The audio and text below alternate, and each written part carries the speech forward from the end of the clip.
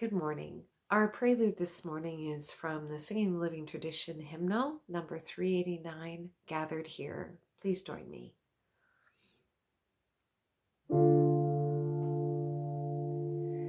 Gathered here in the mystery of the hour, gathered here in one strong body, gathered here in the struggle and the power. Spirit, draw near. Gathered here in the mystery of the hour, gathered here in one strong body, gathered here in the struggle and the power. Spirit, draw near. Gathered here in the mystery of the hour, gathered here in one strong body, gathered here in the struggle and the power. Spirit, draw near. One more time. Gathered here in the mystery of the hour, gathered here in one strong body, gathered here in the struggle and the power. Spirit, draw near.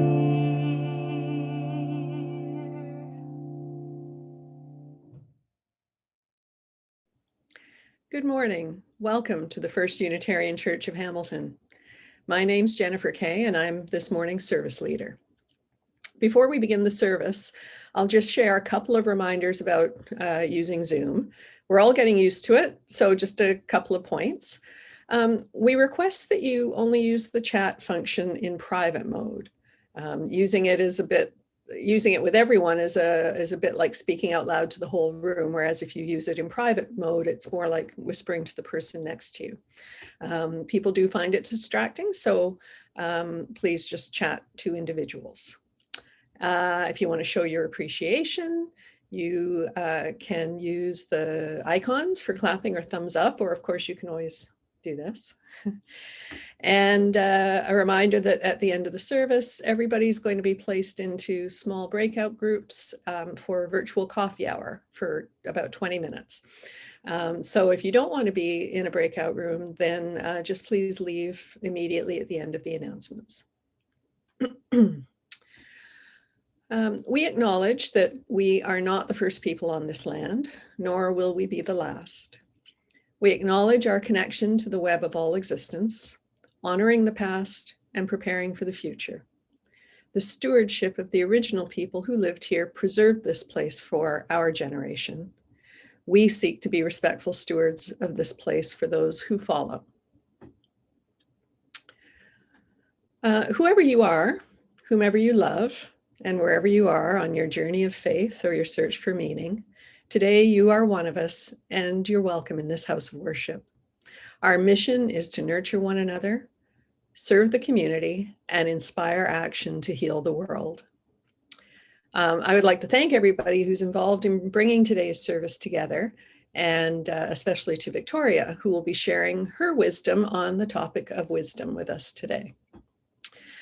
So let us prepare to worship together with these words from Kathy Huff. Spirit of life, be present with us this hour. Join us today as we gather in a wider search for truth and purpose. In this quest, may we greet one another with open hearts and minds. May we inspire each other to consider new questions and seek deeper meaning. And may we cultivate wisdom and compassion. Let all who enter this sanctuary see a welcome face, hear a kind word, and find comfort in this community. And may all that is done and said here today be in service to love and justice. Beautiful words. So we are now going to light our chalice. Victoria will light that chalice, and I'm going to read some words on the topic of wisdom by Joanne Elder Gomes. We light this chalice for wisdom, the wisdom of our minds, bodies, hearts, and souls, the wisdom of our ancestors, our communities, our intentions, the wisdom of all we consider holy and all we know is real. And now please join in reading our unison chalice lighting words. May this flame be our light of friendship and love.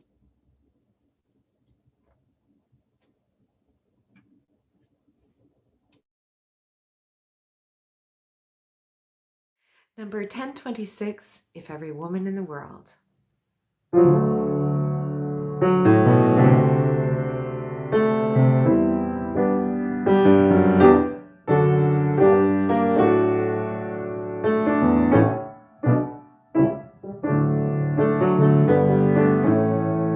If every woman in the world had her mind set on freedom, if every woman in the world dreamed a sweet dream of peace, if every woman of every nation, young and old, each generation, held her hands out in the name of love, there would be no more war. If every man in the world had his mind set on freedom, if every brother stood with brother as a witness for peace, if every man of every nation, young and old, each generation, held his hands out in the name of love, there would be no more war. If every leader in the world shared a vision of freedom, if every leader in the world shared a sweet dream of peace, if every leader of every nation worked for justice and liberation, holding hands out in the name of love, there would be no more war. If every nation in the world set a true course for freedom, if every nation raised its children in a culture of peace, if all our sons and all our daughters reached in friendship across the borders, refusing to be enemies, there would be no more war.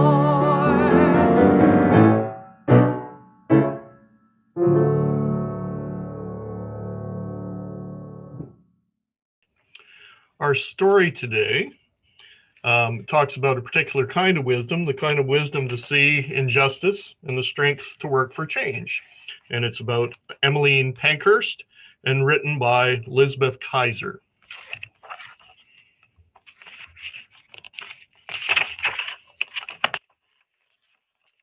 Emmeline was born into a big family in a nice house in Manchester, England. At the time she grew up, life was hard for many people. Her parents did whatever they could to help, and they often brought young Emmeline along. Emmeline learned to read when she was 3, and it became her favorite thing to do. She read the newspaper and book after book, drawn to stories of heroes who fought for others. She dreamt about who she might become. But Emmeline didn't have many choices because she was a girl. One night, she heard her father say that it was too bad she wasn't a boy. She wouldn't go to college, get a job, or even vote like her brothers. Emmeline didn't understand why. She began to read about women's rights and begged her mother to bring her to a meeting so she could learn more. There, Emmeline heard that women in England, like in many other countries, were treated unfairly. They needed the right to vote in order to change things. Emmeline knew what she had to do. As soon as Emmeline finished high school, she began working for women's rights. One of the leaders of the cause was a lawyer named Richard, who also believed that women should be equal to man. The two fell in love, working side by side to help women win the right to vote.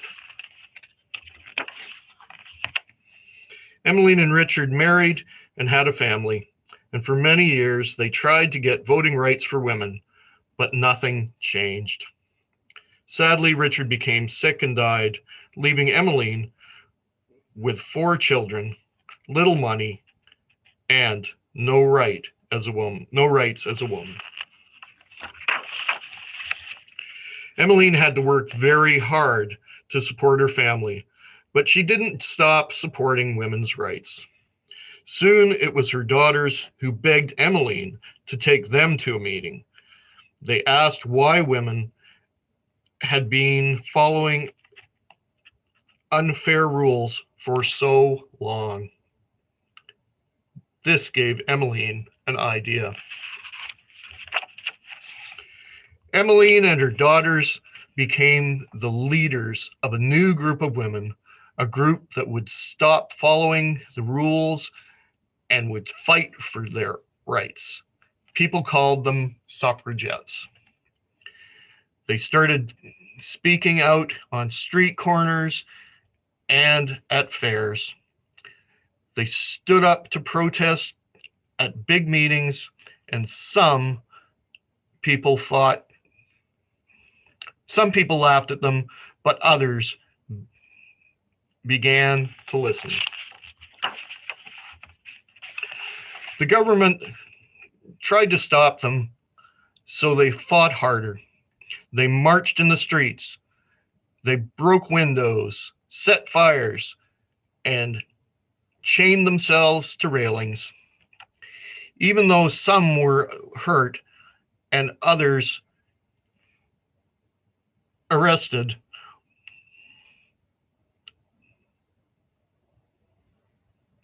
more and more women joined Emmeline's group. They were braver than anyone had ever imagined. In between spending many days in prison, Emmeline traveled to the USA and spoke to big theaters. People gathered by the thousands to hear her. She told them she would keep fighting until every woman was free to do the same things as men. Then a great war broke out and lots of men went off to fight. Emmeline encouraged suffragettes to take over jobs that only men had done before. They were stronger than anyone had believed. After the war, Emmeline's dream came true. Women would fight to get the right to vote. By fighting for others, Emmeline had done what no one thought at all a little girl could do. She had become a hero. And that's the end of our story today.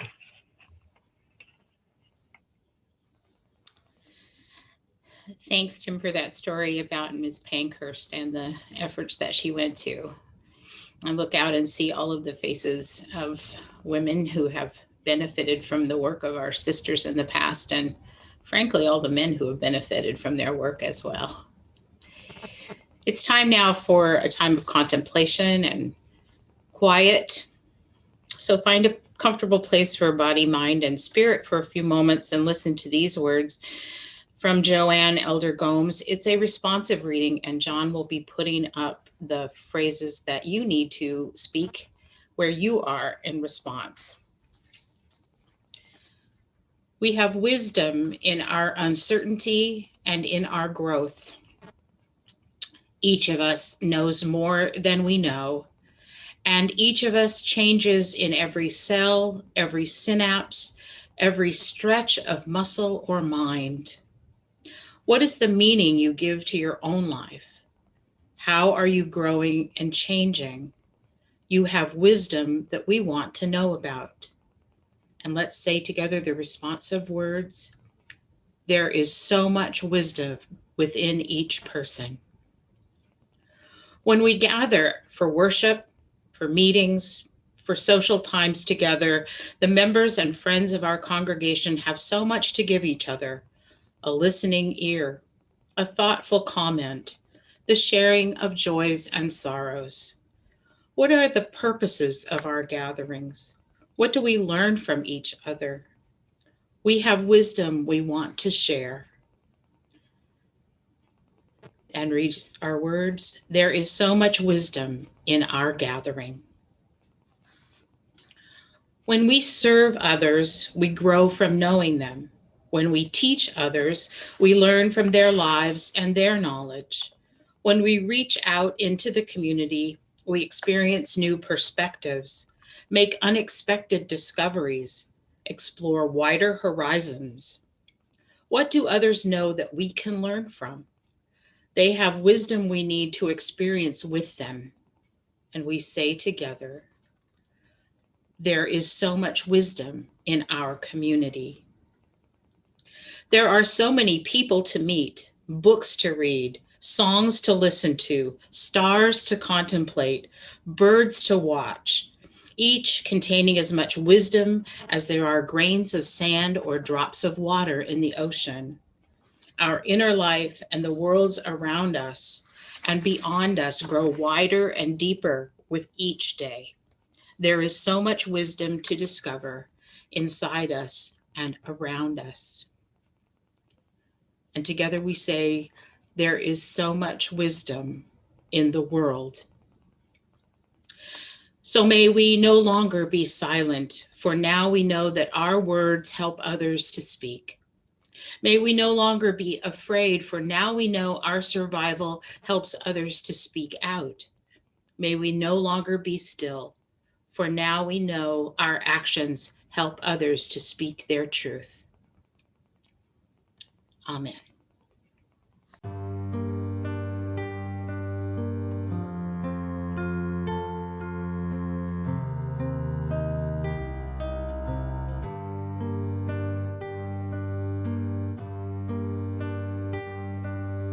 In the darkness of this moment, look to the light to guide us.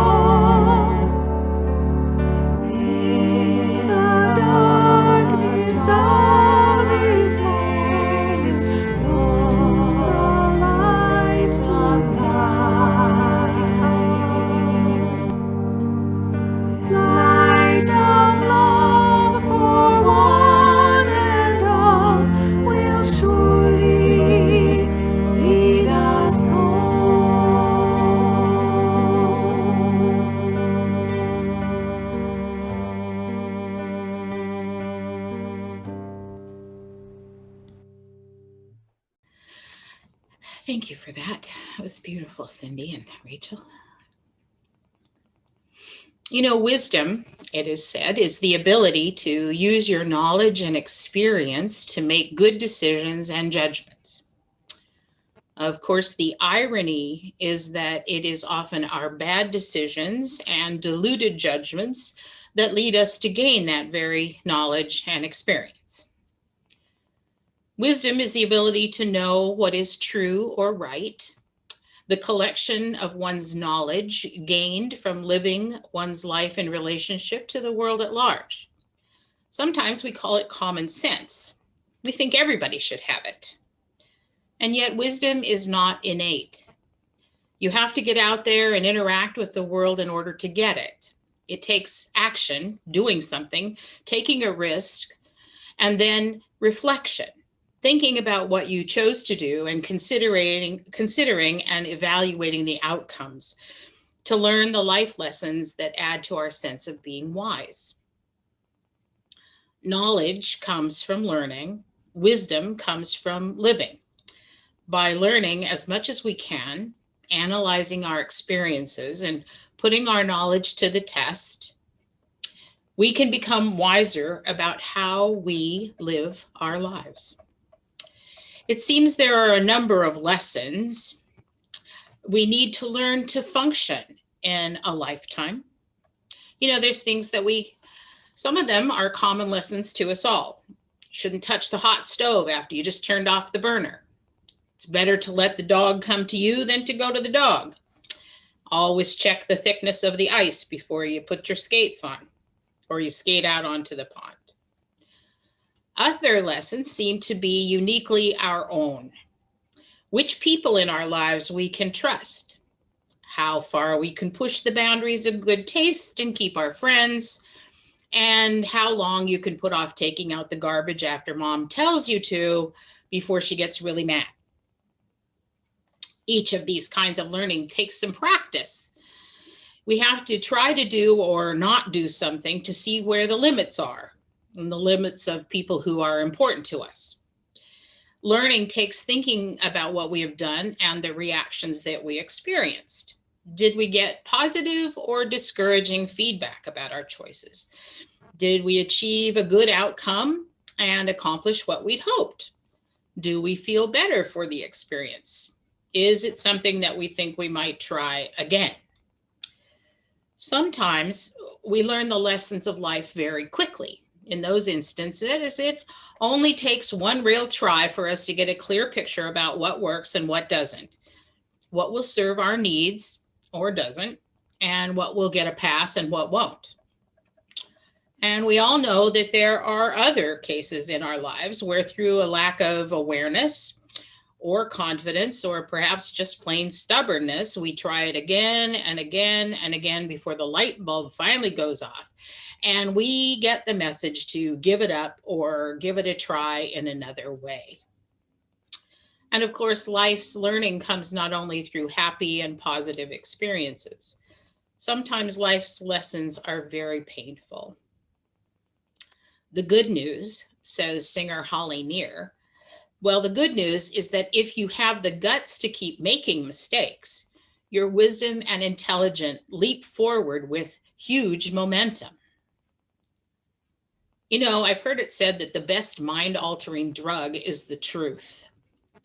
The sum of our experience results in knowledge, and we show wisdom when we demonstrate our capacity to make use of what we've learned to influence and create positive outcomes for ourselves and for others. And of course, our new experiences can not only lead us to new insights, they can also help us let go of old biases or conclusions or misinformation. If we're open to the new, we can discover that things may be different than we assumed or believed them to be in a good way. And it might open up all kinds of new possibilities in our lives. So here's a Zen proverb I found that I think sort of sums it up. Knowledge is learning something every day. Wisdom is letting go of something every day. I think it's fortunate that becoming wiser can last a lifetime. There's no one who is too young or too old to learn new things, change their mind, or benefit from experience. It just seems that the very young are more inclined to be open to the possibilities of learning from new experiences.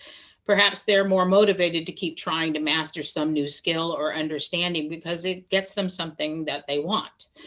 Have you ever stood between a 15-year-old and a learner's permit? But as we get older and more experienced, it can get easier to feel like, well, we've learned everything and we've experienced enough, and we're just going to give new challenges and new points of view a pass. I want you to think for a minute about technology. I know it applies to me. How excited are you to learn a new social media platform or app? Chances are that the younger you are, the more likely you are to say, bring it on, I'm ready. But that doesn't mean you can't learn to use TikTok in your 70s or try out video games in your 80s. I found something on a website called Mooshwalks. It's a website that encourages girls to explore their leadership possibilities through the medium of empowering storytelling. They published a list of 5 ways to keep expanding your wisdom quotient in life, and I'm going to share those with you. And the first is, not surprisingly, try new things. Choose newness over the familiar. And there are millions of things in the world that you haven't tried yet. Some of them you are sure to like. Talk to people you don't know is number 2. People who are from different backgrounds and have different perspectives. So check out new websites online and see where your interests might take you. Maybe you'll find a chat group or a website to connect with other people who can tell you about their experience, their perspectives from a whole different place. Number 3, I like this one and have practiced it myself. Do it the hard way. Use your brain cells to figure it out. Sometimes it's really a good exercise to stretch your mind and puzzle things out. One of my favorite ways to do this is if I should take a drive, I'll get lost. Yeah, I get lost, and then I try to find my way home by a new route. I've seen so many interesting things that way and tried out so many different things. Number 4, well, make mistakes. Take risks and make errors. Do it wrong the first 40 or 45 or 400 times. I'm sure you have at some point in your life heard the quote from Thomas Edison saying, after he did not create the light bulb on the first try, that he said, I have not failed. I've just found 10,000 ways that don't work. That is truly a commitment to making mistakes. And number 5, share your wisdom with others. Not by telling people what to do, but rather by showing them your example. When you show others that you are open and non-judgmental, you encourage others to engage in the action and reflection it takes to learn and become wise. I'm going to close with these words from Ralph Waldo Emerson, beloved of Unitarian Universalists. In this quote, he says, "The invariable mark of wisdom is to see the miraculous in the common."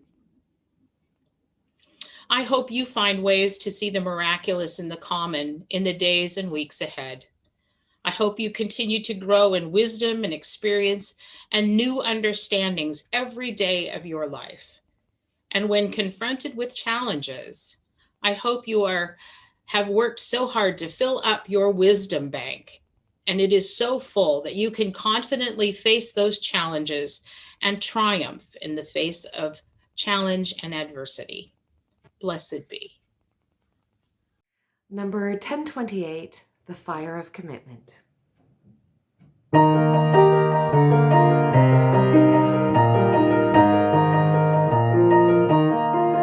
From the light of days remembered, burns a beacon bright and clear, guiding hands and hearts and spirits into faith set free from fear.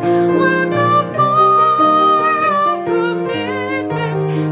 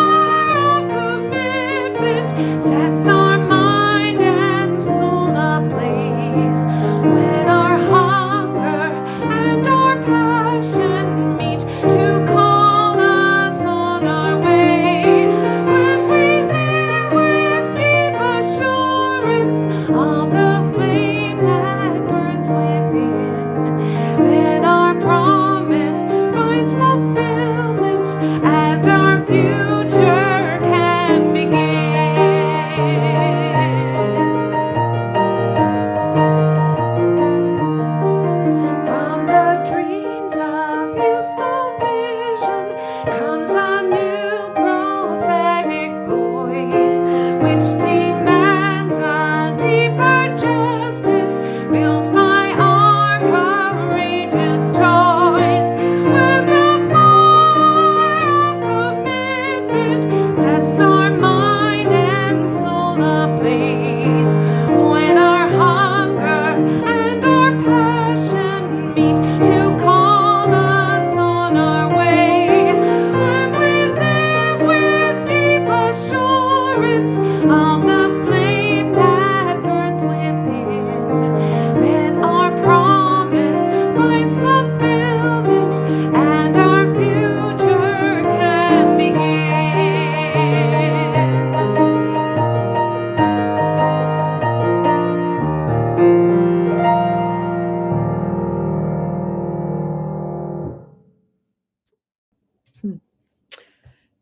That was great. That's such a stirring song. So I have our closing words, which are written by Joanne Elder Gomes. We extinguish the chalice of this gathering, still knowing that its symbolic flame remains with us. We know that both the light and the darkness hold their own opportunities, that the moon is full, even when it is just a small remnant of visible light, that our words and actions make a difference, even when they are largely unseen and unheard. We carry within us wisdom to protect and nurture, wisdom to take out into the world, wisdom to join to the wisdom of others who are here and who are yet to come. And now we'll listen to our postlude.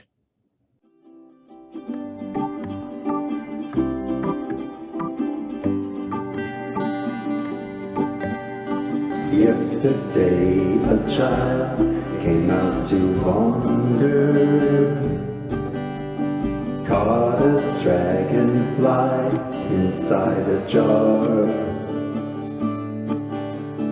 Fearful when the sky was full of thunder, and tearful at the falling of a star.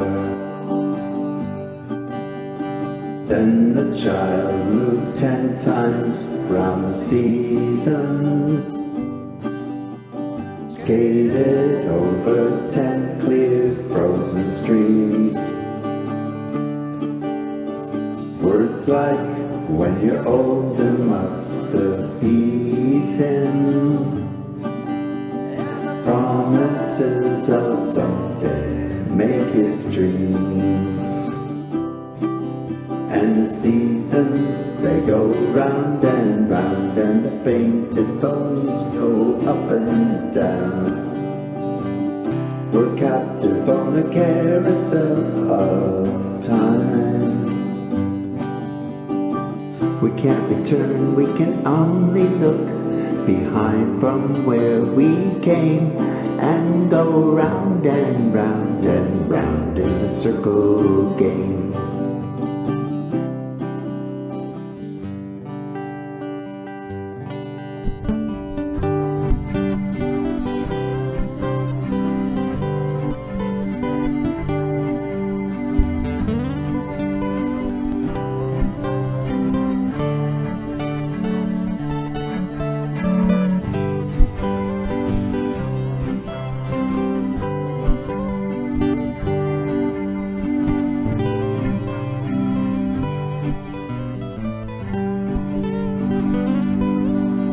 And the seasons, they go round and round, and the painted bones go up and down.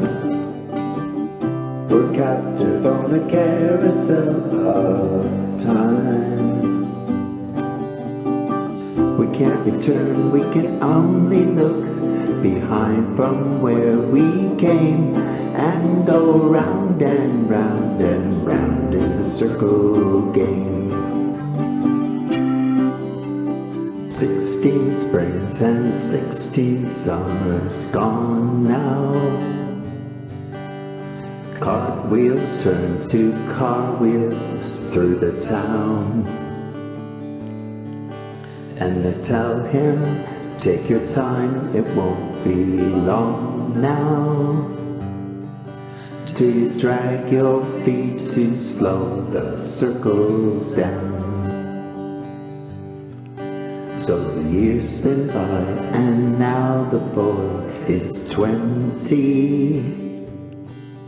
Those dreams have lost some grandeur coming true. There'll be new dreams, maybe better dreams and plenty, before the last revolving year is through. And the seasons, they go round and round, and the painted ponies go up and down. We're captive on a carousel of time.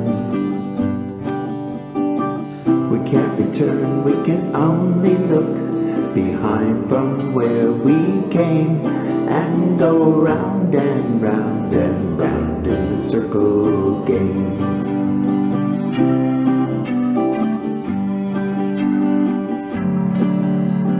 Round and round and round in the circle game.